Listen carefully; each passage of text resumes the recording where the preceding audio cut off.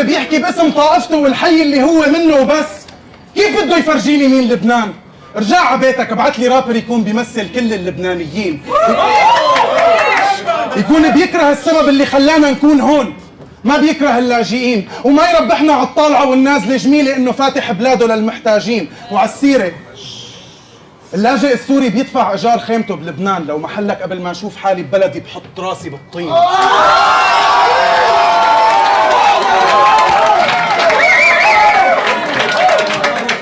يوم اللي سقطت بغداد بايد الامريكان واجوا اخوتنا من العراق على سوريا كل شيء غلي، اجار البيوت والمي والكهرباء والبنزين، ومن يومها بطلت سوريا تشبهني، صارت بتشبه السوق اللي بتعلى وبتوطى على مزاج المستثمرين.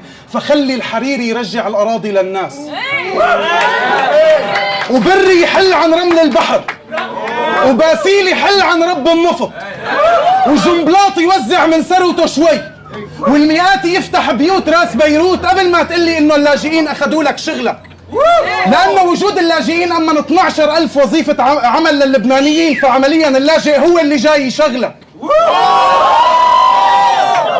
400 مليون دولار بيدفع السوريين بلبنان بالسنة اجار بيوت، وبيساهموا يوميا بنص مليون دولار بدورة اقتصاد لبنان. انت قديش بتساهم يوميا دخلك؟